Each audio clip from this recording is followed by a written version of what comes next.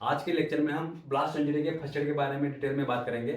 तो blast injury किस वजह से होती है? ब्लास्ट इंजरी हो सकती है कि एक्सप्लोजिव डिवाइस लाइक बॉम्ब हो गया, ग्रेनेड हो गया या लैंड माइंस हो गया, जो एक्सप्लोजिव है, इसकी वजह से क्या होता है, ब्लास्ट इंजरी हो जाती है जब एक्सप्लोजन हो जाता है तब।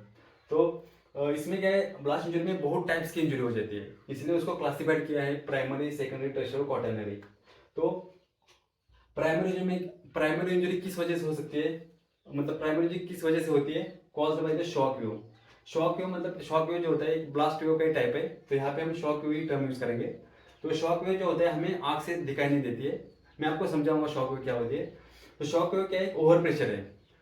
तो हम ओवर प्रेशर के कांटेक्ट में आने की वजह से हमारी बॉडी उसके अफेक्टेड हो जाती है। ठीक है, इंजुरी हो जाती है, प्राइमरी इंजुरी।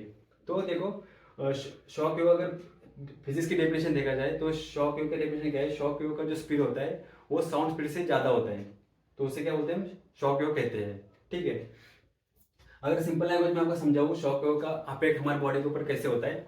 फॉर एग्जाम्पल, आपने एक पत्थर ले लिया और पत्थर एक तालाब में या एक नदी में फेंक दिया। पत्थर डालने के बाद बहुत सारी लहर बन जाती है, आपको पत्थर डालने के बाद बहुत सारी लहर एक के बाद लहर बन जाती है।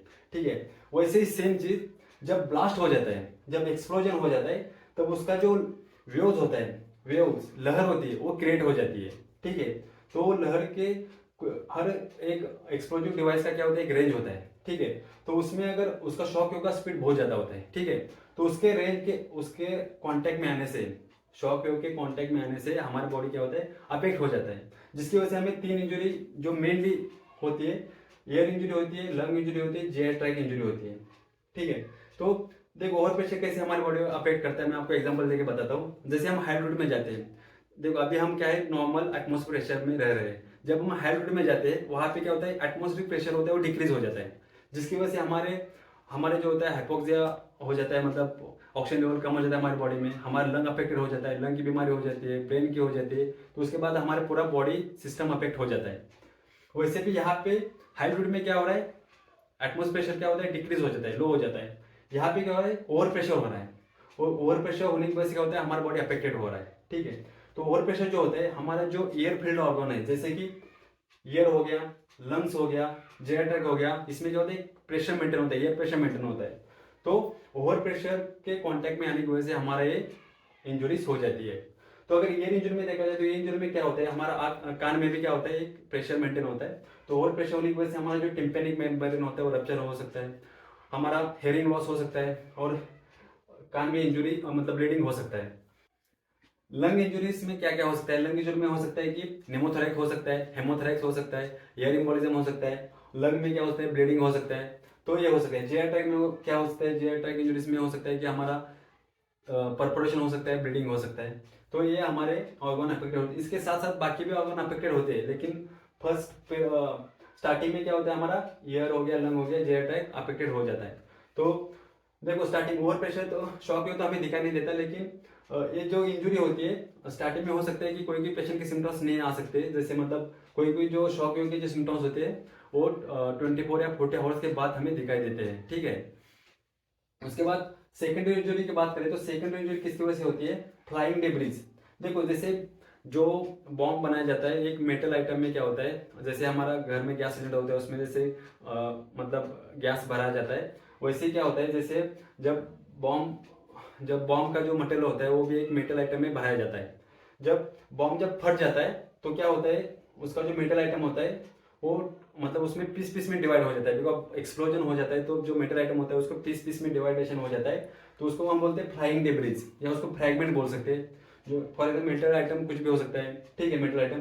तो वो जो होता है उसका जो स्पीड होता है वो गोली से भी ज्यादा होते हैं, जो गन शॉट की जो गोली होते हैं उससे भी स्पीड ज्यादा होता है। तो उसकी वजह से क्या होता है, कौन सी इंजरी होती है, पेनिट्रेटिंग इंजरी होती है। पेनिट्रेटिंग इंजरी का मतलब होता है कोई चीज घुस जाना, जैसे ये हो गया, मेटल आइटम्स हो गया, या कोई चाकू होता है हमारी बॉडी में घुस सकते हैं, तो उसको भी क्या बोलते हैं हम, पेनिट्रेटिंग इंजरी। ठीक है, तो सेकेंडरी किसकी वजह से होता है, फ्लाइंग डेब्रिज, उसमें कुछ भी मेटल आइटम हो सकता है। ठीक है, उसको थर्ड टर्शियरी इंजरी क्या होता है, cause by the blast wind. आपने मूवीज में देखा होगा, जैसे ब्लास्ट हो जाता है बहुत बड़ा और लोग हवा में उड़ के गिर जाते हैं।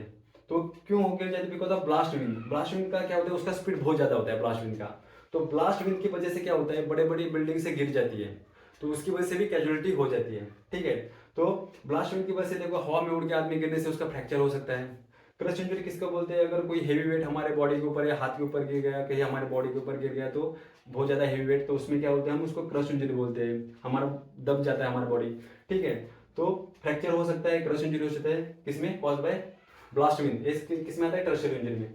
अभी क्वार्टरनरी इंजरी में क्या होता है, बर्न्स रेडिएशन, एक्सप्लोजन की वजह से क्या होता है, हीट रेडिएट होती है, जिसकी वजह से क्या होता है, बर्न्स और रेडिएशन की बॉम्ब से क्या होता है, एक्सप्लोजन की वजह से क्या होता है, रेडिएशन भी फैल जाता है। तो इस इंजरी है, देखो जो क्वार्टरनरी इंजरी में होता है बर्न्स रेडिएशन, इसके अलावा भी और भी है, जो प्राइमरी सेकेंडरी टर्शियरी को छोड़ के बाकी जो अदर इंजरी आ रहे हैं वो सब क्या है, क्वार्टरनरी इंजरी में आती है। ठीक है, तो इसका फर्स्ट एड मैनेजमेंट क्या है, आपको भी कंसेप्ट क्लियर पता चल गया। यहाँ पे एक्सप्लोजन हो गया, यहाँ पे प्राइम मतलब due to shock waves, over pressure, याद रखना। सेकंड क्या होता है, डेब्रिज, फ्लाइंग डेब्रिज। ठीक है, जो भी मेटल आइटम है जो भी है वो उसकी वजह से हमारे लगने के बाद सेकेंडरी इंजरी हो जाती है। Tertiary injury due to blast wind.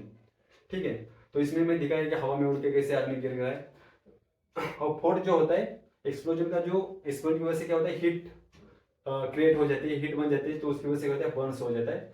ठीक है, तो ये ध्यान रखना, ये जरूरी नहीं कि जिसको टर्शियरी इंजरी हो रही है उसको प्राइमरी सेकेंडरी नहीं होगी, ऐसा कुछ जरूरी नहीं है। जिसको सेकेंडरी हो रही है उसको टर्शियरी प्राइमरी नहीं हो रही है, ऐसा कुछ नहीं है। जिसको टर्शियरी अगर इंजरी है उसको प्राइमरी भी हो सकती है, सेकेंडरी भी हो सकती है, और क्वार्टरनरी भी हो सकती है।